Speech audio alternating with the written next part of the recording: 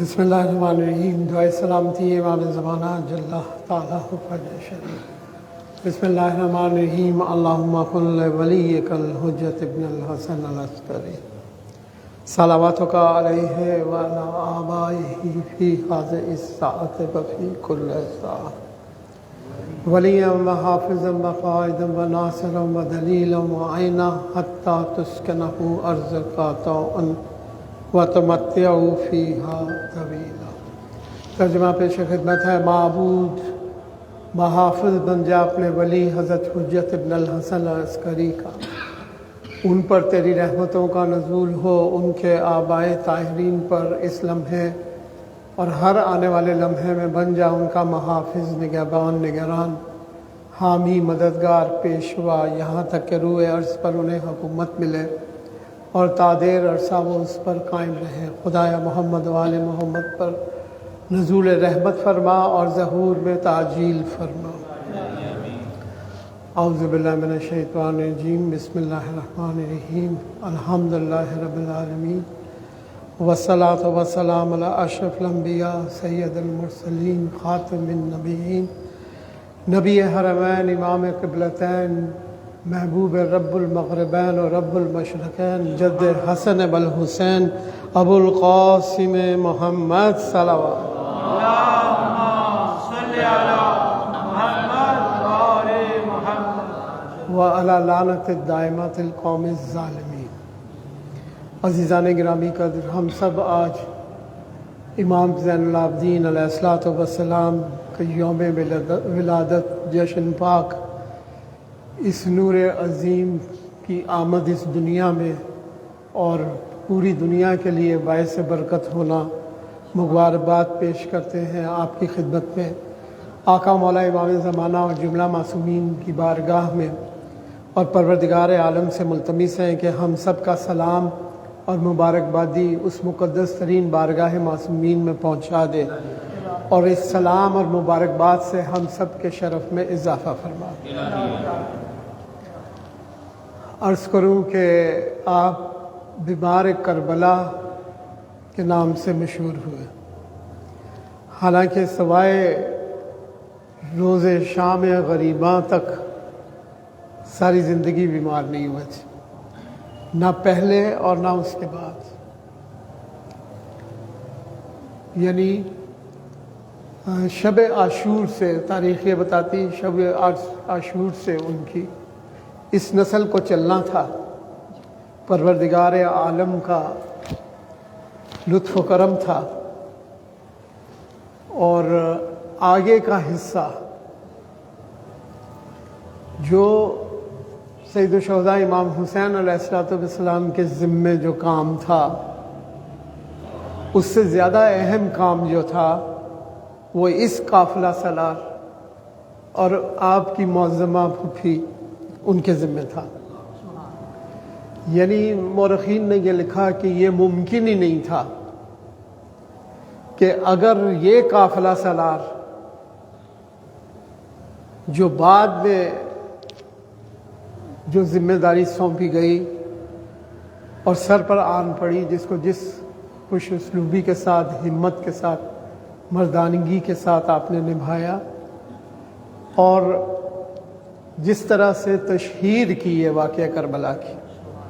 کیونکہ آپ دیکھیں اصل میں کیا مسئلہ تھا کہ میڈیا تو تھا نہیں، جو کوئی حکمران بات مشہور کرتے وہ ہو جاتی تھی اور عام لوگوں کو بھی نہیں پتا تھا کہ کیا واقعہ ہو گیا، کون لوگ تھے، اور باغی کہتے رہے۔ اور باغی کے عنوان سے ہی آپ دیکھیں وہ جس قریے میں، جس شہر میں، جس جگہ بھی وارد ہوئے تو باغی کہا گیا۔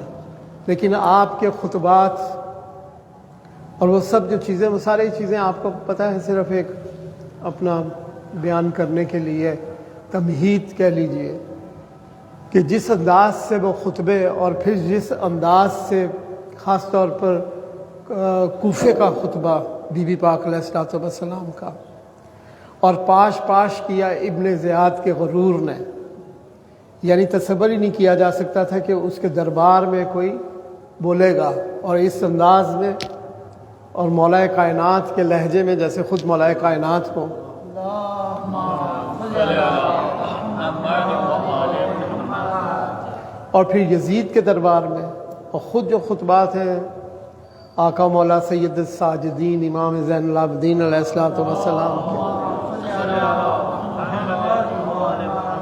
اور اس دربار میں آپ دیکھیں دور بھر کے جتنے ممالک تھے اس کے سفیر بیٹھے تھے، روسا بیٹھے ہوئے تھے، یعنی عرب کی اور اس کے علاوہ جتنی بھی آپ سیاسی قیادت کہہ لیں یا کریم تھی، دانشوروں سے لے کے حکمرانوں تک وہ بیٹھے ہوئے تھے۔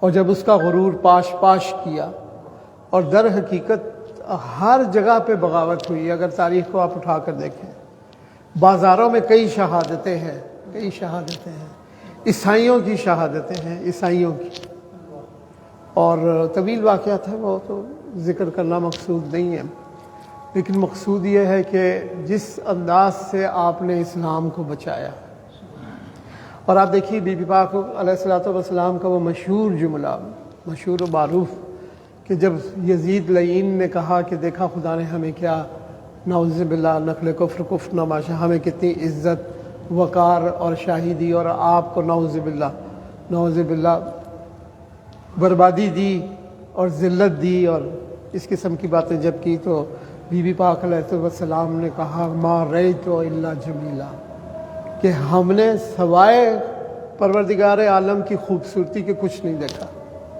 آپ دیکھیں سب کچھ لٹا دیا راہ خدا میں، کچھ بھی نہیں بچا، اور سب سے بڑی چیز یہ کہ پردہ نہیں، پردے کے بارے میں آپ کو معلوم ہے، حجاب، پردہ، جس کے لیے کتنا مشکل تھا کہ جو کبھی دن کی روشنی میں باہر نہیں نکلے تھے، اور آپ دیکھیں پوری جرتوں کے ساتھ کہا کہ ما رأیت الا جمیلا، ہم نے سوائے اس کی خوبصورتی کے کچھ بھی نہیں دیکھا۔ در حقیقت یہ ہمارے لیے بھی ایک زاد راہ ہے، ہم چھوٹی چھوٹی باتوں پہ گھبرا جاتے ہیں اور کہتے ہیں جی یہ ہو گیا، اس طرح سے ہو گیا، حالانکہ اس میں رضائے الہی شامل ہوتی ہے۔ آغا کافی، یہاں مجھے یاد آ رہا ہے، آغا مسعود کافی بہت ہی نامور عالم دین ہیں، خطیب ہیں، اور آپ اس سے اندازہ لگائیے کہ رہبر معظم کے ہاں جو مجالس ہوتی ہیں تو آپ پڑھتے ہیں۔ اب رہبر معظم اور اس کیٹیگری میں جو پڑھتے ہیں، تو ابھی مجھے یاد آ گیا ان کا ایک واقعہ، ایک اسپیچ میں وہ کہتے ہیں کہ کوئی اتفاق نہیں ہوتا، ہم کہتے ہیں کہ یہ اتفاق ہو گیا، اتفاق سے یہ ہو گیا، کہتے ہیں ایک پتا بھی پروردگار عالم کی رضا کے بغیر نہیں ٹوٹ سکتا، ایک پتا بھی۔ اور پھر آپ دیکھیے کہ انہوں نے ایک واقعہ بیان کیا، آیت اللہ مالکی تبریزی، آیت اللہ مالکی تبریزی امام خمینی علیہ الرحمہ کے استاد تھے، اور بہت ہی مرجع تقلید تھے، عظیم الشان، اور ان کے ہاں جشن تھا عید غدیر کا گھر میں۔ اب اس زمانے میں، اور ہم نے بھی، میں 1963 میں مجھے مشہد مقدس، والد صاحب بیوروکریٹ تھے منسٹری آف فارن افیئرس میں، تو ان کی پوسٹنگ مشہد مقدس میں ہو گئی۔ ہمارا جو گھر، اچھا ہر گھر میں صحن میں حوض ہوتا تھا، اور بیسمنٹ لازمی تھی، تہ خانہ، اس بیسمنٹ میں ایک کنواں ضروری ہوتا تھا اور ایک حوض۔ باہر کا جو حوض ہوتا تھا وہ برف جم جاتی تھی اس میں، اور ہم دیکھتے تھے کہ مچھلیاں بھی فریز ہو گئی، ہماری ریڈ کلر کی مچھلیاں ہوتی تھیں، تو ہم کہتے ہیں بیچاری مر گئی، لیکن جب 3-4 مہینوں بعد، یہ سائبیریا کے میدان کا اینڈ ہے، 3-4 مہینے برف پڑتی تھی، اور صبح اٹھ کے ہمیں وہ راستہ بنانا پڑتا تھا، پہاڑ بن جاتے تھے۔ آج کل تو وہ موسم تبدیل ہو گئے، اس طرح سے نہیں ہے۔ 24 اکتوبر کو 63 میں جب امام خمینی علیہ الرحمہ نے آغاز کیا تھا تو ہم وہاں پر تھے، تو اس لیے کہ پائپ تو پھٹ جاتے تھے برف میں، اور جو کنواں تھا وہاں سے آپ گرم پانی لے سکتے، اور جو نیچے بیسمنٹ میں حوض ہوتا تھا وہ عام طور پہ عام ضروریات اور وضو وغیرہ کے لیے، تو ایسا ہی گھر تھا جس کے بارے میں انہوں نے بتایا کہ ادھر جشن شروع ہوا چاہتا تھا، لوگ سب آ چکے تھے کہ عورتوں کی آواز آئی شدید رونے کی اور بین کرنے کی، سب سمجھ گئے کہ کوئی نہ کوئی حادثہ ہوا ہے۔ آیت اللہ مالکی تبریزی نیچے گئے اور عورتوں سے مخاطب ہو کر کہا کہ میں یہ نہیں کہتا کہ آپ نہ روئیں، مگر آج عید غدیر کا جشن ہے، میں یہ کہتا ہوں کہ اپنی آوازیں آہستہ کر لیں، اپنی آواز آہستہ کر لیں جشن غدیر کا۔ اور انہوں نے کہا کہ میں یہ بھی نہیں کہتا اور نہ پوچھتا ہوں کہ کس کی غفلت سے یہ حادثہ ہوا۔ 3-4 سال کا ان کا نواسے حوض میں ڈوب، آپ کہتے ہیں میں آپ سے یہ بھی نہیں پوچھتا کہ کس کی غفلت سے یہ بچہ اس دنیا سے چلا گیا۔ ہاں صرف ایک بات کہتا ہوں کہ جو پروردگار عالم نے ہزاروں فرشتے جان بچانے کے لیے رکھے ہوئے ہیں، ڈیوٹی پر ہے، ان سے بھی غفلت ہو گئی تھی۔ آپ دیکھیں ہزاروں فرشتے جو جان بچانے والے ہیں۔ یہاں استاد محترم نے، استاد علی نے کہا کہ قرآن کی آیت ہے، قرآن کی آیت کوٹ نہیں کی انہوں نے اپنی اسپیچ میں، ان کا قرآن کی آیت ہے کہ فرشتے مقرر ہیں جان بچائیں۔ ابھی مجھے موقع نہیں ملا کہ میں قرآن کریم سے تلاش کروں کہ کون سی وہ آیہ کریمہ ہے۔ انہوں نے کہا ایک پتا بھی پروردگار عالم کی رضا سے نہیں ٹوٹ سکتا۔ آپ کہتے ہیں جی اتفاق سے یہ ہو گیا، اتفاق سے یہ ہو گیا، ایسا ہرگز نہیں ہے۔ اچھا، اس کے بعد آپ گئے اور پورا جشن آپ نے پڑھا اسی خضوع کے ساتھ، خوشی کے ساتھ، کوئی شائبہ نہیں تھا کہ اس گھر میں ابھی چند لمحے پہلے جو ہے وہ کوئی حادثہ ہوا ہے۔ اچھا، اب لوگ سمجھ گئے تھے کچھ نہ کچھ تو ہے۔ جیسے جشن ختم ہوا تو جانے نے کہا کہ نہیں نہیں، نیاز ہے، مٹھائی ہے، تبرک ہے۔ اسی طرح سے جو چلتا ہے سلسلہ وہ ہوا، لوگ چلے گئے۔ جب خاص الخاص لوگ رہ گئے تو انہوں نے کہا کہ اگر آپ کے پاس وقت ہو تو ہمارے گھر میں یہ حادثہ ہوا ہے، اس تدفین کے لیے آپ لوگ جو ہے وہ ساتھ دیں۔ لہٰذا یہ جو واقعہ کربلا اور پھر جتنے بھی ہے وہ سب پروردگار ہے کہ عالم کی طرف سے طے شدہ بات تھی۔ اور آپ کو عجیب عجیب واقعات ملتے ہیں، اور ہر واقعے کے پیچھے جو ہے وہ پروردگار عالم کی ثنا اور محمد و آل محمد سرور دو جہاں صلی اللہ علیہ وسلم کا ذکر پاک، مولا کائنات کا ذکر پاک، اور ائمہ طاہرین اور خاص طور پہ امام حسین علیہ السلام کا ہر موقع کے اوپر، ہر دربار میں ہے۔ زہیر عراقی کا ایک ہمیں واقعہ ملتا ہے، زہیر عراقی کا کتابوں میں واقعہ ملتا ہے۔ شام کا دربار تھا، زہیر عراقی مسخرہ بھانڈ جس کو آپ کہتے ہیں یہ تھا۔ یہ دربار میں آیا انعام کی خاطر، دربار سے کہا کہ کہو کہ میں نے سنا ہے کہ باغیوں کا گروہ آیا ہے اور فتح یزید ہوئی ہے، میں مبارکباد پیش۔ دربار میں آ کے دربار نے کہا کہ زہیر عراقی آیا ہے اور کہتا ہے کہ میں نے آپ کو جو فتح ہوئی ہے اس کی میں نے مبارکباد دینی ہے۔ تو یہ اس کو اجازت ملی۔ اب اس نے نہیں دیکھا کہ کون قیدی ہیں اور کیا واقعہ ہے، یہ اپنے اسی میں جو ان کا طریقہ ہوا ہے انٹر ہوا اور یزید کو مبارکبادیں دینے لگا، اور یزید نے بھی آگے کہا کہ ہمیں فتح ہوئی اور اللہ تعالیٰ نے یہ وغیرہ وغیرہ۔ ادھر سے امام سجاد نے جب یزید کو جواب دیا تو یہ تھوڑا سا ٹھٹک گیا۔ یہ جو نقلیں اتارتے ہیں آوازیں، یہ بہت ذہین ہوتے ہیں، یہ عام بندے کا کام نہیں ہوتا۔ اچھا، اس نے کہا کہ یہ پریشان ہو گیا، کہتا ہے کہ آپ لوگ کہاں سے آئے ہیں؟ اس نے کہا مدینہ سے۔ اس نے کہا کہ اچھا، اس نے آتے ہی نہ ایک نازیبا اشارہ کیا تھا اس لٹے پٹے قافلے کی طرف، مگر دیکھا نہیں تھا۔ دیکھیے جیسے ان کے طریقے ہوتے، والد ہوتے ہی اشارے کرتے ہیں، اس نے کوئی اشارہ کیا ہاتھ سے اور دربار میں داخل ہوا، اور یزید کے جواب میں امام زین العابدین علیہ السلام نے جواب دیا۔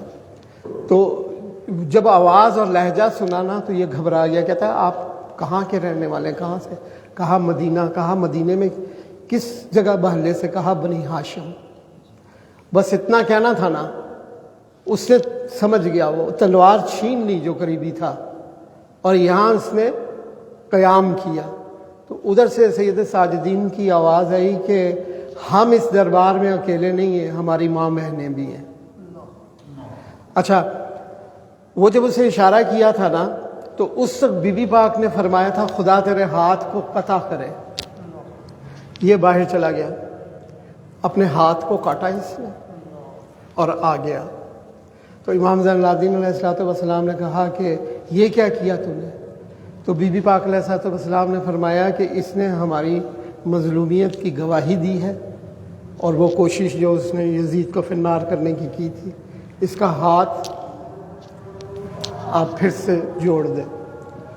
تو اس نے جب امام زین العابدین علیہ السلام نے کہا کہ یہ تم نے کیا کیا، تو پہلے تو کہا کہ میری مرشد زادی کے زبان اطہر سے جو نکلا تھا یہ جملہ تو یہ ہو نہیں سکتا تھا کہ میرا ہاتھ قطع نہ ہو، اور دوسری بات ہے کہ میں اس منحوس ہاتھ کو اپنے ساتھ قبر میں نہیں لے کے جانا چاہتا تھا۔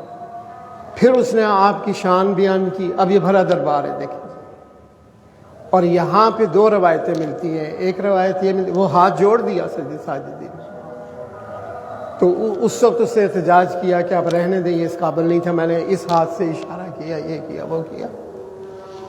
دو روایت ملتی ہیں، ایک کہ بدرتی سے یزید نے شہید کروا دیا، اور دوسری روایت کہ اس سے گریبان چاک کیا اور دیوانگی اختیار کی، اور کریا گاؤں گاؤں وہ یہ شہادت اور جو ظلم ہوا اس کو بیان کرتا گیا۔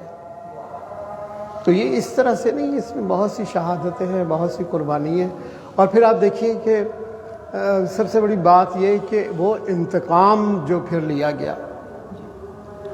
اچھا، اب روایت یہ کہتی ہے کہ بہت سارے، پہلے تو آپ دیکھیے کہ بنی ہاشم اہل بیت کتنی شہادتیں ہوئی، اس کے بعد جو جناب مختار ثقفی کا انتقام ہے، تاریخ نے لکھا کہ صرف 4 اصحاب رہ گئے تھے امام زین العابدین کے۔ اب اچھا، بیعت کا بھی مطالبہ یزید نے نہیں کیا، امام حسین سے کیا، تو امام حسین کے بعد امام زین العابدین تھے، لیکن وہ مطالبہ نہیں کیا۔ اس سیاست کے ساتھ آپ نے زندگی گزاری، اور انتہائی سخت دور تھا وہ، یعنی ایک بنی ہاشم میں سے ایک قیام کر چکے تھے، اور اب ظاہر یزید اور اس کے بعد میں آنے والے یہ نہیں چاہتے تھے کہ اب پھر سے کوئی قیام کرے، لہٰذا بہت پابندی تھی۔ اب یہاں پہ آپ دیکھیے کہ جناب مختار ثقفی نے جو انتقام لیا وہ بہت سخت تھا۔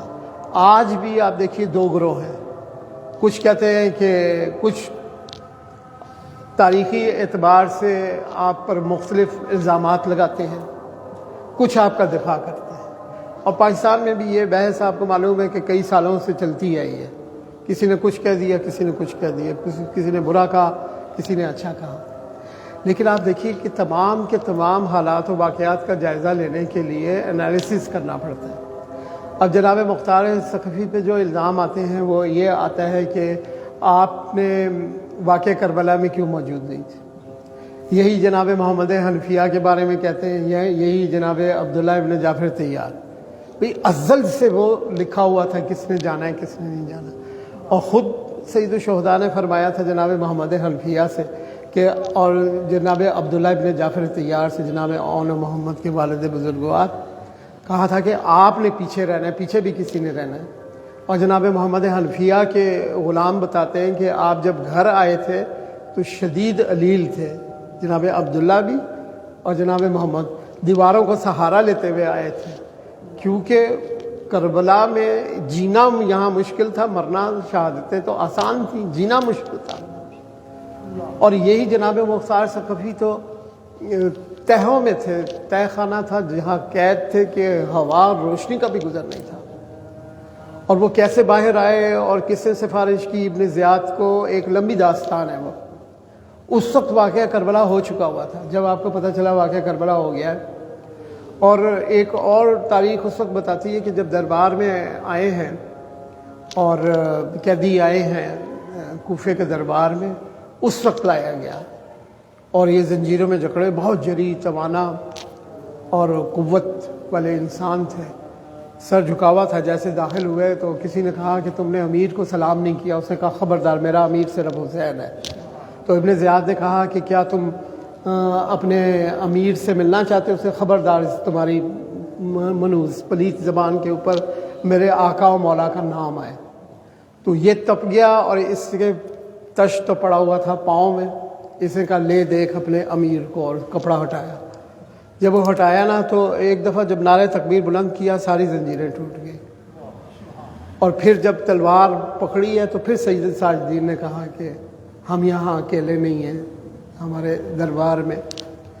تو اس وقت پھر قید دوبارہ ہوئی اور بڑی لمبی داستان ہے کیسے کیسے باہر آئے اور پھر سیدھے گئے رہائی پانے کے بعد گئے سید الشہداء کی قبر ادہم پہ اور عہد کیا. یہ تفصیلات اس لیے بتا رہا ہوں کہ اس میں کردار ہے امام زین العابدین علیہ الصلوۃ والسلام کا. اب لوگ کہیں جی کہ امام کا نبشتہ امام موجود ہے، لوگ بیعت کیے ہوئے ہیں امام سے، اب یہ ہو نہیں سکتا تو وہ کہیں کہ جی آپ لے کے آؤ. اب وہ سیاسی طور پر پابند تھے کہ وہ ساتھ نہیں دے سکتے تھے امام زین العابدین علیہ السلام، اوپنلی نہیں کہہ سکتے تھے کہ آپ جاؤ اور انتقام لو. لہذا یہاں تک بات آ گئی کہ کہا کہ آپ کیا نبی ہیں، آپ پر وحی آتی ہے؟ جناب ہاں مجھ پر وحی آتی ہے. لہذا نبوت کے دعوے کا بھی اب دیکھیں ایک جوش تھا، جنون تھا. جب قبر اطہر پہ گئے اور عہد کیا کہ نہ میں عورت کے پاس جاؤں گا، نہ میں اچھا کھانا کھاؤں گا جب تک میں انتقام نہ لوں. اور روایت یہ کہتی ہے کہ مولا کائنات علی علیہ الصلوۃ والسلام نے ایک جنگ کے موقع پر آپ کے زانو پر، چھوٹی عمر تھی 7-8 سال یا 10 سال بھی کہا ہے تاریخ نے، سر رکھا ہوا تھا اور آپ نے کہا تھا کہ یہ کس قدر زیرک ہے، اور آپ نے یہ پیشن گوئی کی تھی کہ یہ انتقام لے گا شہداء.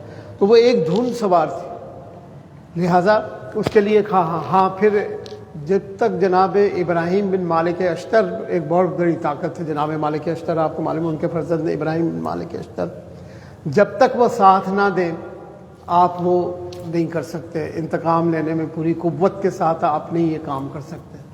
تو انہوں نے کہا کہ مجھے جب تک امام کا حکم نہیں آئے گا. تو اب یہاں پہ دیکھیں جناب محمد حنفیہ پر بھی یہ ہے کہ انہوں نے امامت کا دعویٰ کیا، بہت سے لوگ تنقید کرتے ہیں، مخالف ہیں. اچھا اب اس کی بھی وجہ، سیاسی وجہ یہی تھی، اس انتقام کے لیے تھی. اب دیکھیں انہوں نے امامت کا دعویٰ کر دیا اور انہوں نے کہا کہ ٹھیک ہے انتقام لیں. جناب مختار ثقفی کی خاطر انہوں نے امامت کا دعویٰ کیا. اچھا پھر لوگوں نے نہیں مانا اس کو کہا کہ نہیں جب تک امام زین العابدین نہیں کہیں گے. تو جناب مختار ثقفی گئے جناب محمد حنفیہ کے پاس اور کہا کہ میں 2 گھوڑے لے کے آیا ہوں، چلیں مجھے امام زین العابدین علیہ الصلوۃ والسلام کے پاس لے کے جائے. تو انہوں نے کہا جناب محمد حنفیہ نے سے کہ جب سے واقعہ کربلا ہوا ہے ہم نے گھوڑے پہ بیٹھنا چھوڑ دیا. لہٰذا آپ گئے اور امام زین العابدین علیہ الصلوۃ والسلام نے کہا کہ جو کچھ میرا قول محمد حنفیہ کا قول ہوگا، جو محمد حنفیہ کہیں وہ میرا کہنا ہوگا. لہٰذا انہوں نے لکھ کے دے دیا خط، اس کو لوگوں نے قبول کیا اور اب یہ انتقام ہو گیا. اچھا اب آپ دیکھیے اگر لوگ تنقید کرتے ہیں جناب محمد حنفیہ پہ، تو اب انہوں نے امام زین العابدین سے کہا کہ اب فیصلہ ہو جانا چاہیے کہ کون امام ہے. آپ چاہتے ہیں کہ وقتی طور پہ میں نے دعویٰ کیا تھا اب وہ واپس ہو جس کا حق ہے. تو امام زین العابدین علیہ الصلوۃ والسلام نے کہا کہ ہاں ٹھیک ہے، جس کی گواہی حجر اسود دے گا. اب جناب محمد حنفیہ کو پتہ ہے کہ حجر اسود کس کی گواہی دے گا. آپ یہاں نہ مانتے، کہتے نہیں ضرورت نہیں ہے. وہ اپنے مقلدین کے ساتھ رہتے، وہ اپنے کے ساتھ رہتے، لیکن انہوں نے کہا کہ مجھے منظور ہے. آپ چاہتے بھی یہی تھے. لہٰذا بہت بڑا اجتماع دونوں طرف سے گیا اور حجر اسود نے جیسے ہی گواہی دی آپ نے دستبوسی کی اور کہا کہ میرے امام یہ.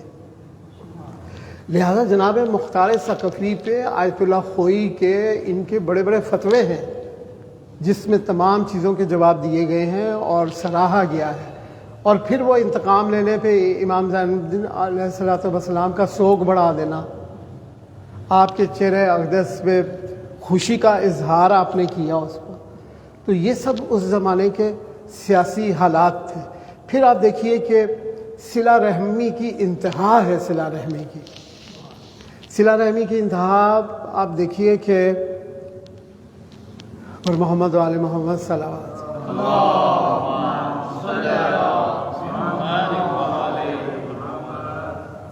مروان کو پناہ دے رہے. جب واقعہ ہرا ہوا اور بے شمار لوگ مارے گئے اور قتل و غارت کا بازار شروع ہوا تو مروان کے خاندان کو پتہ تھا کہاں پناہ مل سکتی ہے اور پناہ دی آپ نے. نہ صرف پناہ دی بلکہ اس کی حفاظت کی خاطر مدینے والے گھر کو چھوڑ کے مدینہ کے مسافات میں گھر تھا وہاں آپ شفٹ ہو گئے. کہ جس کو میں نے پناہ دی ہے.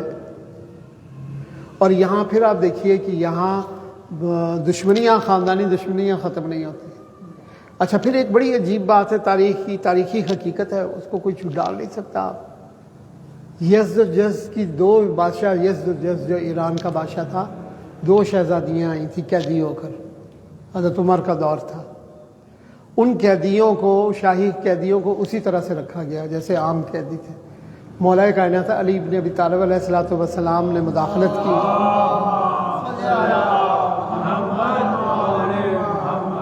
اور آپ نے فرمایا کہ شاہی خاندان کے لوگوں کا قیدیوں کا پروٹوکول الگ سے ہوتا ہے، الگ سے ہوتا ہے. لہذا حضرت عمر نے وہ ذمہ داری مولا کائنات کو دے دی کہ آپ ان ایرانی قیدیوں کی بہبود آپ اپنے ذمہ لیں. تو 2 شہزادیاں، بی بی کیہان بانو اور بی بی شہر بانو. بی بی شہر بانو کی شادی کی امام حسین علیہ السلام سے، اور بی بی کیہان بانو کی شادی کی جناب محمد بن ابو بکر سے، محمد بن ابو بکر سے. اب دیکھیے محمد بن ابو بکر کے بیٹے قاسم دنیا میں آئے، جو یہ ہماری اپنی تاریخ ہے، کسی اور کی تاریخ سے نہیں پڑھا. محمد جناب قاسم بہت بڑے فقیہ تھے اس وقت کے. ان کی بیٹی ام فروا در نایاب تھی، والدہ ماجدہ امام جعفر صادق علیہ السلام. اور یہ مولا کائنات کا ان کی نگاہ کرم تو دیکھ رہی تھی، کہاں سے کہاں تک دیکھ رہی تھی. اور پھر آپ دیکھیے کہ یہی یزدجرد جب اس کو خبر ملی کہ 50,000 کا لشکر اس کا مارا گیا ہے، تو آخری دفعہ اپنے ایمان میں آیا. ابھی مسلمان نہیں ہے، ایوان میں کھڑا ہو کے اس نے کہا کہ میں تو جا رہا ہوں مگر میری نسل سے کوئی آئے گا. آپ دیکھیں کتنی بڑی بات ہے، میری نسل سے آئے گا کوئی جس کی حکومت ہوگی. اب آپ دیکھیں امام جعفر صادق علیہ السلام اور امام مہدی علیہ السلام، اس کو معلوم ہے، یعنی اتنا ذکر تھا. اور 200 احادیث اہل سنت کے نزدیک ہے آقا مولا امام زمانہ جل تعالیٰ فجر شریف کی اگر کسی ایک موضوع پہ اکٹھی کریں، مثلا نماز پہ کریں، روزے پہ 40 پہ احادیث 50، لیکن یہ واحد سبجیکٹ ہے جس میں اہل سنت کی احادیث کا ذخیرہ 200 ہے، اور وہ اہل تشیع کے پاس بھی ہے. اہل تشیع میں جو تھا وہ 1000 احادیث تھی، لیکن علامہ طالب جوہری کی عام طور پہ 1000 احادیث میں نے پڑھا. علامہ طالب جوہری نے اپنی کتاب لکھی علامات ظہور مہدی، اس میں 2980 احادیث یعنی 3000 احادیث. اور پھر جب انقلاب ایران آئے تحقیق تو 6000 احادیث تک بات. اس کا مطلب کیا ہے؟ اس کا مطلب ہے کہ سرور دو جہاں صلی اللہ علیہ وسلم کو سوائے ذکر امام زمانہ کے کوئی کام نہیں تھا. تاریخ میں لکھا ہے کہ حضرت عمر نے کہا مولا کائنات سے مجھے مہدی کے بارے میں بتائیں. آپ دیکھیے کتنی عجیب بات ہے. اور بتایا. یہ الگ بات ہے کہ آج ہمارا ممبر خاموش ہے، اس طرح سے نہیں ہے. اور اکثر ائمہ طاہرین سے سوال ہوا، امام حسین سے بھی ہوا اور امام جعفر صادق علیہ السلام سے بھی ہوا کہ کیا آپ مہدی ہیں؟ ابھی تو آپ پیدا نہیں ہوئے. ابھی دیکھیے امام نے کیسا جواب دیا. امام جعفر صادق علیہ السلام نے فرمایا اگر میں ان کے زمانے کو پا لیتا تو تمام عمر خدمت گزاری کرتا، اگر میں ان کے زمانے. بات یہ کہ ہم تو ان کے زمانے کو پا رہے ہیں، پانے کے لیے جا رہے ہیں انشاءاللہ. آپ دیکھیں گے اللہ تعالیٰ کے لطف و کرم سے. مکتب تشیع میں کہا گیا ہے کوئی وقت ظہور مقرر نہیں کر سکتا، جو کوئی وقت ظہور مقرر کرے وہ جھوٹا جھٹلاؤ. مگر تیاریوں کے ضمن میں معصومین نے فرمایا اس طرح سے زندگی بسر کرو جیسے کل ظہور ہونے والا ہے. اور اب وہ وقت آ گیا کہ کسی وقت بھی ظہور ہونے والا ہے. لیکن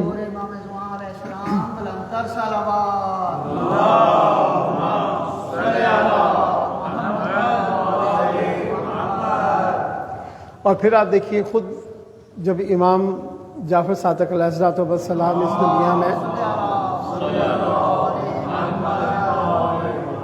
تشریف لائے ہیں تو آپ کی پرورش کے لیے امام زین العابدین علیہ السلام موجود ہیں، امام باقر علیہ السلام موجود ہیں، اور وہ در نایاب اس وقت کی والدہ ماجدہ جناب ام فروا سلام اللہ علیہا. اور اب آگے تیاری ہو رہی ہے امام زین العابدین علیہ الصلوۃ والسلام. ایک تو آپ کو معلوم ہے کہ انہوں نے باقاعدہ عزاداری اور مجالس کا سلسلہ جو شروع ہوا نا وہ امام جعفر صادق علیہ السلام سے شروع ہوا، اس سے پہلے نہیں تھا، ممکن ہی نہیں تھا. امام زین العابدین اکٹھے کر ہی نہیں سکتے تھے. اب کربلا کو زندہ کرنے کے لیے انہوں نے خود مجالس کا انداز کیا تھا. آپ کو معلوم ہے کہ وہ گوسفند کو، دمبے کو ذبح کر رہے ہیں، اور وہ یہ نہیں تھا کہ ایک بات نہیں تھی کہ اس کو پانی پلایا نہیں، پورے مصائب وہاں پڑھتے تھے کہ میرے بھائی کے ساتھ یہ کیا، میرے پدر ناموار کے ساتھ یہ کیا، ہمارے قافلے کے ساتھ یہ ہوا، یہ ہوا، یہ ہوا، اور لوگ گریہ کرتے تھے. ایک واقعہ نہیں ہے بازاروں کا، اور اس قسم کا بہت سے واقعات ہیں. ابھی کل پرسوں پڑھا تھا کہ جناب بی بی ام البنین علیہ الصلوۃ والسلام، اس معظمہ بی بی نے، عبید اللہ نام تھا مولا عباس کے فرزند کا. ویسے تو آپ کے بھائی بھی شہید ہوئے اور فرزند بھی شہید ہوئے کربلا، لیکن یہ بچ گئے تھے جناب، اور یہ چھوٹے تھے. اور بچپن کا لباس تھا وہ پہنایا جناب عبید اللہ کو، اور کہا کہ سلام کر کے آؤ امام. اتنا گریہ کیا، اتنا گریہ کیا. یعنی بقیہ زندگی جو ہے وہ آپ نے گریہ اور عبادت، گریہ اور عبادت کیا ہے. اور گریہ لوگوں کو کربلا کا تعارف کروانے کے لیے تھا. وہ مشن جو تھا وہ دین اسلام کو زندہ کرنے کے لیے تھا، اور اس میں آپ کامیاب ہوئے. اور پھر آپ دیکھیے کہ صحیفہ سجادیہ، صحیفہ سجادیہ عجیب دعاؤں کا مجموعہ ہے، عجیب دعائیں ہیں. ہم اس سے استفادہ نہیں کرتے. میں نے بہت سال پہلے، ہمارے کوئی عزیز باہر امریکہ میں تھے تو ان کی وفات ہوئی، تو یہاں اسلام آباد میں ان کی مجلس تھی، تو وہاں پہ دعائے مکارم اخلاق معروف ترین دعا ہے امام زین العابدین علیہ الصلوۃ والسلام کی. وہ ٹرانسلیٹڈ عربی بھی اور اس کا ترجمہ بھی جو تھا نا وہ اس میں تقسیم ہوا. کسی دعا میں اس قسم کے جملے نہیں ہیں. یہ زندگی گزارنے کے اور زاد راہ ہے، آخرت، بہت چیزیں ہیں اس میں. بہت عجیب دعا ہے. افسوس کہ ان دعاؤں سے ہم نے اتنا اثر نہیں لیا، سیکھا نہیں، اپنے لیے اس کا توشہ فراہم نہیں کیا، اپنے لیے سرمایہ اکٹھا نہیں کیا. میں اس وقت جاب کرتا تھا، اور ابھی میری ریٹائرمنٹ میں کوئی 8-10 سال تھے کہ میں نے اس کے جملے یاد کیے، اور جو میری آنے والی زندگی میں کام آنے تھے. اور میں نے ان کو اب آج پھر میں نے لکھا. یہ دعائے کمیل جتنی ہے، چھوٹی دعا نہیں ہے، لیکن کسی دعا میں یہ چیزیں نہیں ہیں جو اس دعا میں ہیں. تو مختصر ہیں جو میں نے کی ہے. دعائے مکارم اخلاق از امام زین العابدین علیہ الصلوۃ والسلام.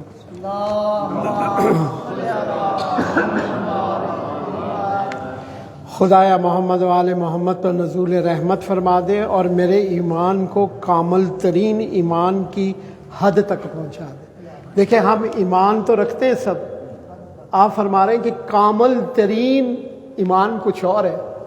کامل ترین ایمان کی حد تک پہنچا دے، اور میرے یقین کو بہترین ایمان قرار دے دے. میرے یقین کو ہی بہترین ایمان قرار دے، اور میری نیت کو پسندیدہ ترین ہستیوں اور میرے عمل کو عمدہ ترین اعمال تک پہنچا دے.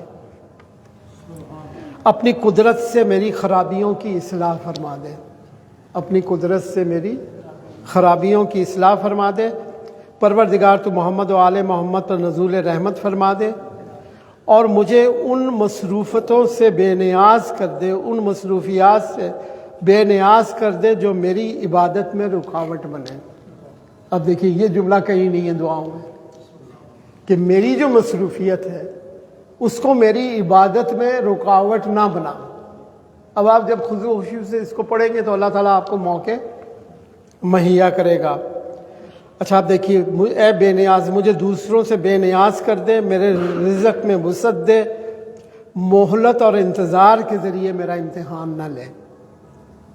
اب آپ دیکھیے رزق میں وسعت دے. اچھا رزق میں وسعت نہیں ہے اگر تو انتظار کرنا پڑے گا، یا امتحان تو ہو سکتا ہے بھٹک جاؤں، ہو سکتا ہے کوئی شخص بھٹک جائے، وہ جو کمی ہے. تو آپ فرما رہے ہیں کہ مجھے دوسروں سے بے نیاز کر دے، میرے رزق میں وسعت دے، مہلت اور انتظار کے ذریعے میرا امتحان نہ لے. یہ بڑا جملہ ہے، مہلت اور انتظار کے ذریعے میرا امتحان نہ لے.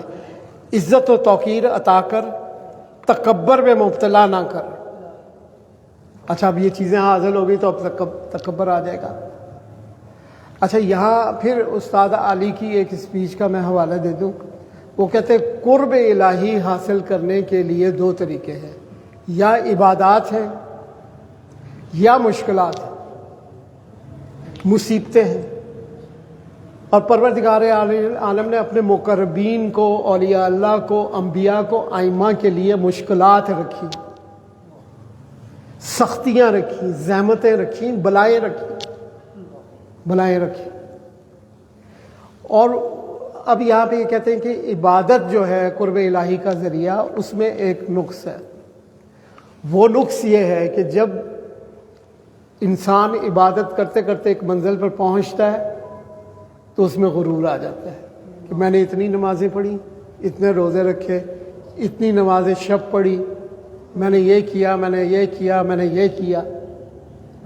اس میں تکبر آ جاتا ہے. اچھا وہ تکبر لے ڈوبتا ہے، اور اب ایک پر ٹوٹ کے مصیبتیں پڑی ہیں. قرب الہی ڈائریکٹ پروردگار سے ہو جاتا ہے، اس میں عاجزی ہے، لاچاری ہے، بیچارگی ہے، اس میں غرور نہیں ہے. یہ منزل کو جلدی پائے گا.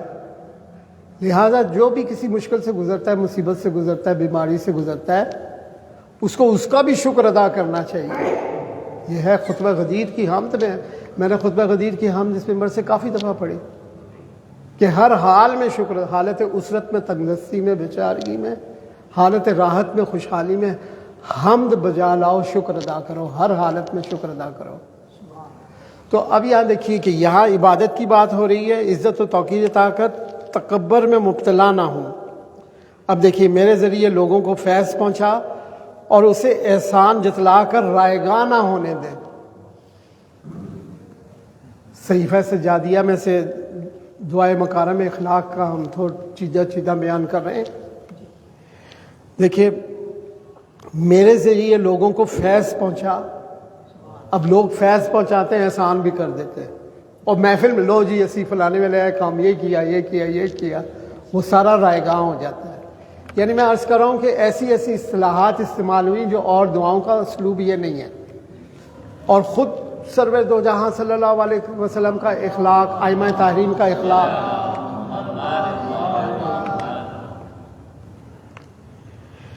مجھے بلند پایا اخلاق مرحمت فرما، اور غرور، فخر و غرور سے میری حفاظت فرما. اے اللہ محمد و آل محمد پر نزول رحمت فرما. تو لوگوں میں میرا مرتبہ جتنا بلند کرے اتنا ہی خود مجھے اپنی نظروں میں پست کر دے. اب دیکھیں لوگوں میں تو بہت اعلیٰ عرفہ رتبہ ہو گیا، تو کیا دعا مانگی جا رہی ہے کہ انسان کیا دعا مانگے کہ مجھے اپنی نظروں میں اتنا ہی پست کر دے، جھکا دے. جبکہ عام طور پر یہ نہیں ہوتا، وہ ایک سریہ جو ہے وہ گردن میں آ جاتا ہے. تو اب یہ دعا مانگی جا رہی ہے. اچھا اب آپ دیکھیے جو عادتیں میرے لیے معیوب ہیں تو ان کی اصلاح فرما دے، اور جو خامیاں میری سرزنش کا باعث بنے انہیں اچھائیوں میں بدل دے. اور جس پاکیزہ خصلت کی مجھے کمی ہے اسے تکمیل تک پہنچا دے. آپ دیکھیں ہر شخص میں شخصیت میں کمیاں ہیں، اور پاکیزہ خصلت اگر نہیں ہے، آپ دیکھیے امام علیہ السلام کیا فرما رہے ہیں کہ جس پاکیزہ خصلت کی مجھ میں کمی ہے اسے تکمیل تک پہنچا دے. دشمن کے مقابلے میں فتح و کامرانی عطا کر دے، اور مکر و فریب کے مقابل میں مجھے مکر کا توڑ عنایت فرما دے. مکر کا توڑ مجھے عنایت فرما دے. یا اللہ تو محمد و آل محمد پر نزول رحمت فرما. اچھا اس جملے کو میں بہت تکرار کیا کرتا تھا، مجھے پتا تھا میں نے ریٹائر ہو جانا ہے، آگے کی میری زندگی جو ہے وہ یہ ہے، اب یہ پھر کسی دعا میں نہیں ہے. یا اللہ تو محمد آل محمد پر نزول رحمت فرما، اور جب میں بڑھاپے کی منزل تک پہنچ جاؤں تو اپنی وسیع روزی میرے لیے مہیا رکھ، اپنی وسیع روزی میرے لیے جب میں بڑھاپے کی منزل پر پہنچ جاؤں۔ اچھا، میں 2016 میں ریٹائر ہوا اور 4-5 سال پہلے میں نے یہ دعا اور یہ جملے خاص طور پہ پڑھنے شروع کیے۔ تو جتنی میری سیلری یا 25-26 تاریخ کو بینک میں کریڈٹ ہو جاتی تھی، تو جتنی میں سیلری لیتا تھا، جتنی بھی لیتا تھا، وہ بچے اتنی ہی میرے اکاؤنٹ میں اسی دن میں آ جاتی تھی۔ آج تک اس میں کمی نہیں آئی۔ سیلری کتنی تھی؟ 3.5 لاکھ۔ میں بینک میں وائس پریزیڈنٹ۔ یہ کہنے کی ضرورت نہیں، لیکن یہ بتا رہا ہوں کہ یہ امام کے جملے ہیں، رائے گا نہ جائے، یہ زیادہ راہ ہے، یہ زیادہ راہ ہے۔ اس کو امام نے اس لیے بیان کیا تھا کہ لوگ مستفیض ہوں، نہ ایک پیسہ کم، نہ 16 سے کتنے سال ہو گئے ابھی آپ دیکھیں، اس کے علاوہ جو مجھے چاہیے ہو وہ ملتا ہے۔ جب میں بڑھاپے کی منزل پر پہنچ جاؤں تو اپنی وسیع روزی میرے لیے مہیا رکھ، اور جب میں عاجز اور درماندہ ہو جاؤں تو اپنی بھرپور طاقت سے مجھے سہارا دے۔ جب میں عاجز اور درماندہ ہو جاؤں تو اپنی بھرپور طاقت سے مجھے، اب یہ سہارا اس نے مجھے دیا کیسے؟ الحمدللہ 1 محرم سے شام غریباں تک یہاں مجلس پڑھنے کا اتفاق ہوا۔ یہ جانتے ہیں کہ میں اس وقت ڈائریا کی مصیبت میں تھا، اور ایک دن تو میں گاڑی سے نیچے اترنے کا نہیں تھی ہمت، پھر ڈاکٹر کامران صاحب آ گئے، یہ وہ، اللہ تعالیٰ نے کوئی کچھ نہیں کر سکتا، اللہ تعالیٰ کے لطف و کرم اور اس دعا کے سہارے یہ جو مانگی گئی تھی۔ شام غریباں کے بعد میں نہیں اٹھ سکا۔ ادھر ڈاکٹر صاحب نے بھیجے، ڈاکٹر ڈرپیں لگی ہوتی تھیں اور اینٹی بائیوٹکس، اور 3 دن کھا رہا ہوں، ڈرپیں لگی ہوئی ہیں، چوتھے دن پھر پانی والے موشن شروع ہو جانا۔ 1 مہینہ اور 6 دن وہ تکلیف رہی۔ آپ مجھے بتائیں، 1 مہینہ 6 دن وہ تکلیف رہی۔ اچھا، اس دوران کیا ہوا، ایک میں نے نیشنل ڈیفنس ہسپتال میں ایک ڈاکٹر امریکہ سے آیا ہوا تھا، اس نے ایک مجھے کوئی ساشے لکھ دیا، ویکنس بھی بہت تھی، اس سے ایک رات میں مجھے 25 موشن آئے، 25۔ اس 1.25 مہینے میں آپ حیران ہوگے، میری کوئی نماز شب قضا نہیں ہوئی، جس دن 25 موشن بھی آئے نہیں ہوئی۔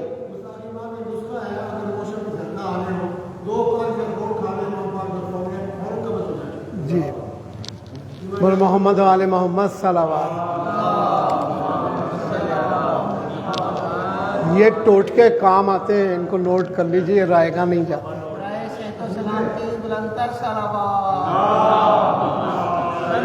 اچھا، آپ دیکھیے کہ یہ اس دعا کا اثر ہے جو میں نے پڑھنی شروع کر دی۔ اچھا، اس کے بعد میں ڈاکٹر کے پاس، میری ٹانگ سویلنگ ہو گئی، اس میں کڑل پڑنے شروع ہو گئے، اور اس کو میں کہتا تھا مکے مارو اس کو، اور اینٹ کا سیک اور پتہ نہیں کیا کیا کرتا رہا۔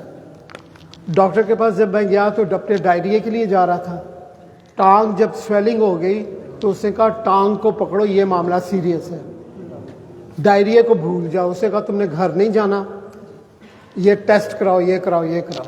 اسے ڈائیگنوز کر لیا تھا کیا ہے۔ ڈائیگنوز کیا ہوا تھا کہ بلڈ کلاٹنگ ہو گئی ہے، بلڈ کلاٹنگ، DVT اس بیماری کو کہتے ہیں۔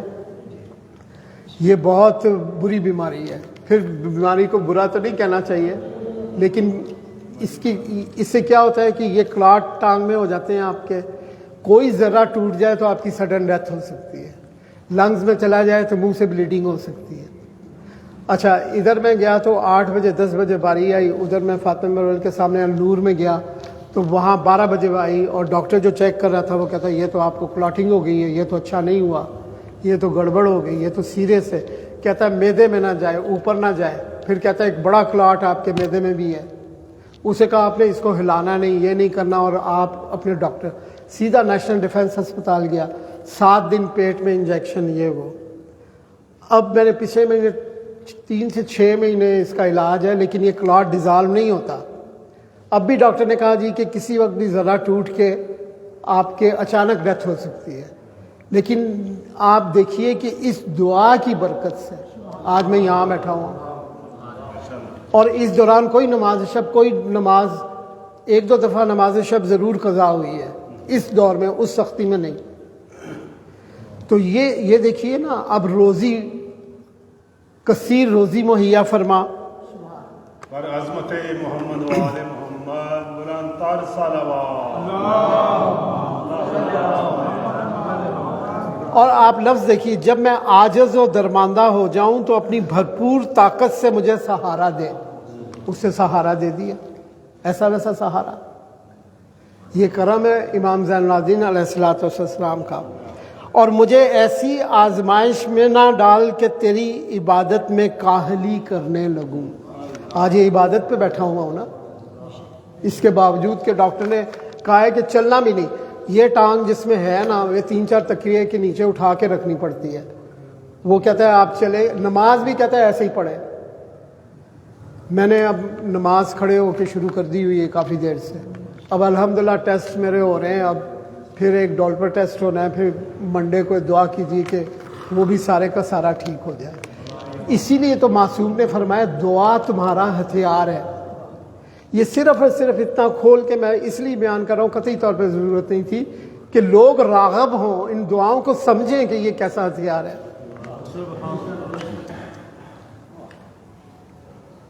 مجھے پاکیزہ عمل کی توفیق عطا کر، اور جو عمل تیرے نزدیک پسندیدہ ہو مجھے اس میں مشغول رکھ۔ خدایا تو محمد و آل محمد پر نزول رحمت فرما، مجھے فضول خرچی سے باز رکھ، اور میرے رزق کو بربادی سے محفوظ رکھ۔ رزق بھی تو برباد ہو جاتا ہے، بربادی سے محفوظ رکھ، اور میری ملکیت میں برکت دے، اس میں اضافہ کر دے، اور اس میں امور خیر میں خرچ کرنے کے سبب ہدایت کے راستے تک مجھے رسائی کر دے۔ دیکھیے، پہلے رزق کی فراوانی ہے، پھر خرچ کرنے کی، پھر یہ نہیں کہ مال جمع ہو جائے۔ ایک ایک جملہ جو ہے نا، یا اللہ محمد و آل محمد نزول رحمت فرما، اور مجھے کسب معاش کی تگ و دو سے بے نیاز کر دے۔ دیکھیں، مجھے اس نے بے نیاز کر دیا، معاش کی تگ و دو سے بے نیاز کر دے، اور مجھے بے حساب روزی عطا فرما، تاکہ طلب معاش میں سرگرداں ہو کر تیری عبادت سے غافل نہ ہو جاؤں۔ یا اللہ، جس چیز کا طالبگار ہوں تو اپنی قدرت سے میرے لیے مہیا کر دے، اور جن چیزوں سے خائف ہوں اور ہراساں ہوں تجھے اپنی عزت و جلال کا واسطہ مجھے اس سے بچا لے۔ بار الہ، میری مدت حیات کا خاتمہ تیرے عفو و بخشش پر ہو، اور دنیا و آخرت کی خیر کو میرے لیے کامل اور مکمل کر دے۔ دنیا اور آخرت کی خیر کو کامل اور مکمل کر دے۔ محمد و آل محمد پر نزول رحمت فرما، بہترین رحمت جو اس سے پہلے کسی بندے پر نازل کی ہو، بہترین رحمت نازل فرما۔ پروردگار، میں تجھ سے التجا کرتا ہوں کہ ہمیں دنیا میں نیکی اور آخرت میں بہتری عطا فرما، اور اپنی رحمت کے طفیل مجھے آتش جہنم سے بچا لے۔ یعنی پوری آپ کی زندگی کا خلاصہ دعائے مکارم اخلاق میں امام زین العابدین علیہ السلام نے بیان کر دی۔ بر محمد و آل محمد صلوات۔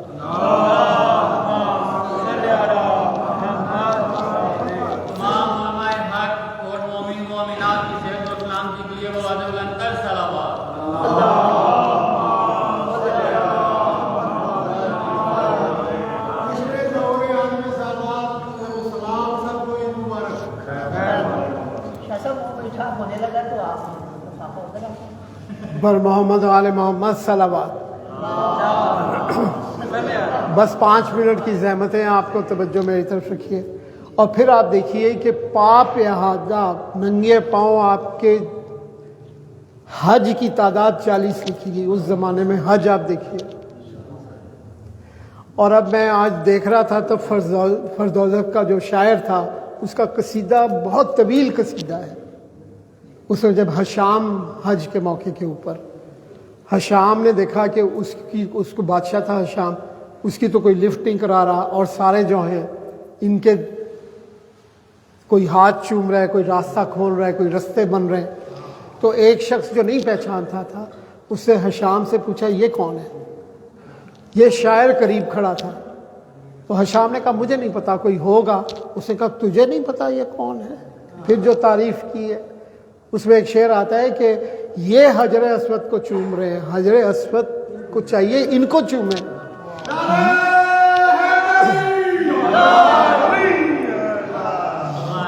یہ طواف کعبہ کر رہے ہیں، کعبہ کو چاہیے ان کا طواف کریں۔ ایسے اشعار ہیں نا، اور اس سے قید کر دیا تھا۔ تو مولا نے پھر 12,000 درہم دینار بھیجے، تو اس نے کہا کہ میرے پاس یہی ہیں، اور ہوتے تو میں تجھے اور دیتا۔ اسے لینے سے انکار کیا، واپس کر دکھا کہ میں نے انعام کی خاطر نہیں، آپ کی مداح میں دل سے میں نے یہ آپ کی شان بیان کی ہے۔ وہ 6-7 صفحے ہے، ضخیم قصیدہ ہے، بہت لاجواب ہے۔ اب وقت نہیں کہ اس کے دامن میں کچھ بیان عرض کروں، تو مولا نے کہا کہ نہیں، ہماری خاطر تو اس کو رکھ لیں۔ اچھا اب دیکھیں حج کیسے کیا آپ نے، پا پیادہ۔ ایک حج کا مختصر ترین واقعہ ہے، ایک قافلے میں شامل ہوئے جو آپ کو نہیں جانتا تھا، دن رات خدمت حاجیوں کی کر رہے، پا برہنہ ہے، تمام امور ان کے انجام دے رہے۔ ایک دوراہا پہ ایک دوسرا قافلہ شامل ہوا، وہ پہچانتا تھا۔ اس قافلے والوں نے دیکھتے ہی ابھی اپنی سواریوں پر تھے، درود پڑھنے شروع کر دیے، برہمہ تعظیم گھیر لیا، کوئی ہاتھ کے بوسے لے رہا ہے، کوئی ماتھے کے، کوئی ابا کے، کوئی کاندھوں کے۔ وہ پریشان ہوئے، کہا کہ یہ اس جوان کی آپ اتنی تکریم کیوں کر رہے ہیں؟ انہوں نے کہا کیا آپ نہیں جانتے؟ کہتے ہاں ہم جانتے، اتنا پتہ ہے کہ ہماری بہترین خدمت یہ کرتا آ رہا ہے کتنے دنوں سے۔ انہوں نے کہا بدبخت ہو تم نے کیا گستاخی کی، یہ تو فرزند رسول ہیں، یہ تو علی ابن الحسین ہے۔ وہ پریشان ہو گئے، قدموں پہ گر پڑے، کہا کہ مولا یہ آپ نے کیا کیا؟ کہا کہ اگر میں بتا دیتا تو یہ خدمت گزاری آپ نہ کرنے دیتے، میں محروم رہ جاتا۔ آج دیکھیے کتنے قافلے زیارات پہ جاتے ہیں، تو ایک دوسرے کی خدمت گزاری اس انداز میں کرنی چاہیے۔ نعرہ تکبیر، اللہ اکبر، نعرہ رسالت، یا رسول اللہ، نعرہ حیدری، نعرہ کشمیر امام علی زین العابدین علیہ السلام، بلند سے بلند تر صلوات، اللہم صلی علی محمد۔ بس ایک چھوٹا سا واقعہ، میر باشی جیلر تھا، ایران میں ایک آفیسر تھا، جیلر تھا۔ ان کی دوستوں کی ایک کمپنی تھی، 8-10 دوست شام کو سیر کیا کرتے تھے اکٹھے مل کے، اور واپسی پہ کسی کے گھر کھانا کھایا کرتے تھے۔ ہر روز رات کا کھانا کسی ایک کے گھر کھایا کرتے تھے۔ اچھا آپ کو پتہ ہے بہت سے عرب ملکوں میں، ایران میں روٹی بازار سے ملتی ہے، گھروں میں پکانے کا رواج نہیں ہے۔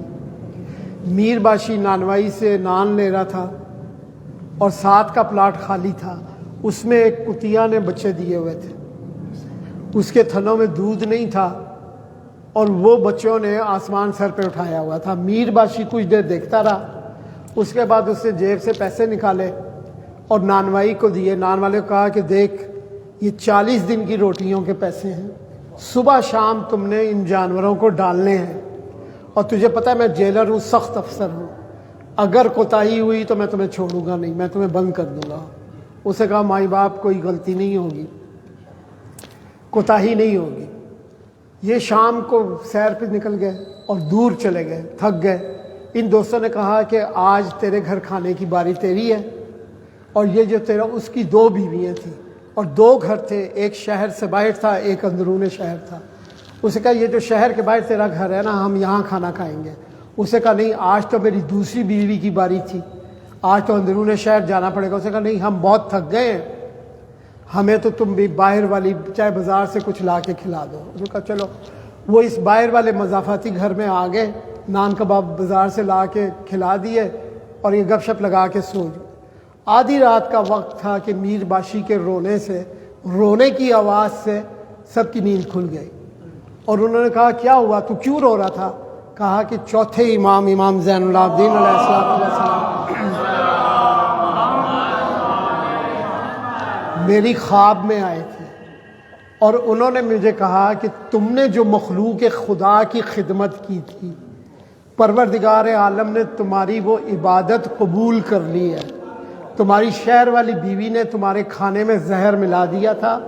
تمہاری اور تمہارے دوستوں کی زندگی آج 4 بجے تک ختم تھی. اور اب دیکھیے امام کیا فرما رہے ہیں. امام فرمائے جو زہر تمہارے کھانے میں ڈالا گیا تھا اس میں سے کچھ زہر بچ گیا تھا، وہ تمہارے باورچی خانے میں فلاں جگہ پہ اس نے چھپایا ہوا ہے. پھر فرما رہے ہیں کہ تو اگر وہ تیرے ساتھ زندگی گزارنا چاہے تو تو اس کو معاف کر دیں، تو اس کو، اور اگر تجھ سے الگ ہونا چاہے تو عزت آبرو کے ساتھ دے دلا کر فارغ کریں. آپ دیکھیں کتنا احساس ہے. اچھا یہ اب جاگتے رہے، اذان کا ٹائم ہوا، نماز پڑھی، اور نماز پڑھتے ہی اندرون شہر والی بیگم کے گھر چلے گئے. دروازہ کھٹکھٹایا، اس نے دروازہ کھولتے ہی کہا کہ میں نے اتنے کھانے پکائے، تم لوگ گلے شکوے شروع کر دیے. اس نے دھکا دیا، کہا پیچھے ہٹو. سیدھے باورچی خانے میں گئے جہاں زہر چھپایا ہوا تھا. امام نے فرمایا وہ زہر نکالا اور کہا یہ کیا ہے. وہ تھر تھر کانپنے لگی اور قدموں پہ گر پڑے. اسے کہا کہ بتا میرے ساتھ رہنا ہے یا آزاد؟ اسے کہا نہیں، آزاد کر دے. تو باقاعدہ دے دلا کے جائیداد میں حصہ دے کے فارغ کیا. اچھا امام علیہ السلام نے فرمایا تھا تجھے پروردگار عالم نے 30 برس کی زندگی اور دے دی، 30 برس کی.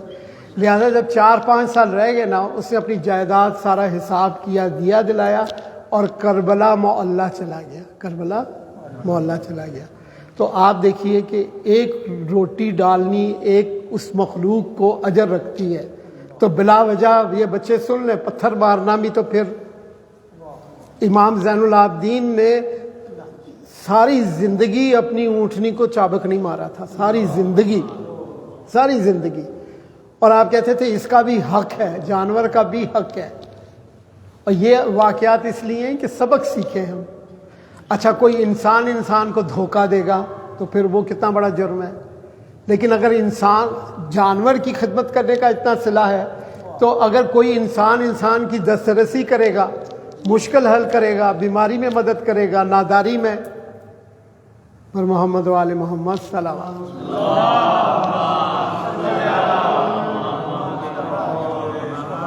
دعائے عہد کے چند جملے حسب معمول.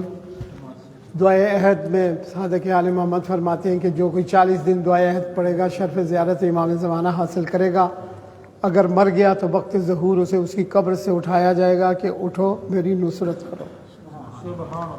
یہ چند جملے ہیں. خدایا پروردگار، نور عظیم پروردگار، کرسی بلند پروردگار، جوش کھانے والے دریاؤں کے پروردگار، ٹھنڈے سائے اور گرم ہوا کے پروردگار، تجھ سے سوال کرتے ہیں تیرے وجہ منیر کے واسطے سے، ملک قدیم کے واسطے سے، تیرے اس اسم کے واسطے سے جس سے تمام زمینیں اور آسمان روشن ہیں. اے زندہ، اے پائندہ، اے ہر زندہ سے قبل زندہ، اے ہر زندہ کے بعد زندہ، اے وہ زندہ حقیقی جس کے علاوہ کوئی معبود نہیں. ہمارے آقا و مولا ہادی و مہدی جو تیرے امر سے قائم ہے کو بھیج دے. اللہ کا درود ہو ان پر، ان کے آبائے طاہرین پر. میں تجدید عہد کرتا ہوں، وہ عہد، عقد اور بیعت جس کا کلاوہ میری گردن میں ہے، ہرگز اس سے دستبردار نہ ہوں گا. خدایا اگر میرے اور ان کے درمیان موت حائل ہو جائے تو مجھے میری قبر سے اس طرح اٹھا دینا کہ میں کفن لپیٹے ہوئے، تلوار کھینچے ہوئے، نیزہ لہراتے ہوئے حق کی دائمی دعوت پر لبیک کہوں. خدایا دکھا دے وہ درخشندہ پیشانی. خدایا ان کے ظہور میں تعجیل فرما دے، ان کی آمد کو آسان فرما دے. خدایا ان کی راہ کو وسیع فرما دے. خدایا پروردگار، نور عظیم پروردگار، جس کی کوئی مشکل ہے، حاجت ہے، پریشانی ہے، ناداری ہے، بیماری ہے، اپنی خاص جناب سے خاص طور پہ امام زین العابدین اور جملہ معصومین کے صدقے میں تمام کی پریشانیوں کو دور فرما دے، تمام کی دعاؤں کو مستجاب فرما دے. وطن عزیز پاکستان جن گوناگون مشکلات میں سے خدایا تمام مشکلات سے اس کو نجات دے دے. عالم اسلام دن سختیوں سے دوچار ہے، وہ افواج اسلام جو اس وقت برسر پیکار ہے سب کو فتح و نصرت عنایت فرما دے. خاص طور پر یمن، لبنان، شام، ایران، عراق مقامات مقدسہ کی حفاظت فرما دے، اور خاص طور پر پاکستان کو اپنے بام عروج پر جو کچھ کے بزرگوں نے کہا ہوا ہے اس خطے زمین کے بارے میں اس کو پورا فرما دے. اور خاص طور پر یہ مملکت نائب امام زمانہ کی مملکت کی مددگار خدایا اگر بن سکتی ہے تو بنا دے، اس لیے کہ آقا مولا کی آمد ہے، اس میں ہمارا بھی حصہ مقرر کر دے، ہمارے امام کو ہم سے راضی فرما دے، ظہور میں تعجیل فرما دے، اور امام زین العابدین علیہ الصلوۃ والسلام کے صدقے میں ہمیں صحیفہ سجادیہ میں سے اور یہ دعائے مکارم اخلاق میں سے ہمیں زاد راہ مہیا فرما دے، ہمیں بخش دے، ہمیں معاف فرما دے، ہمارے مرحومین کے درجات کو بلند و بالا فرما دے۔ 3 دفعہ مرحومین کے لیے پڑھ دیجئے کل شریف اور سورہ حمد۔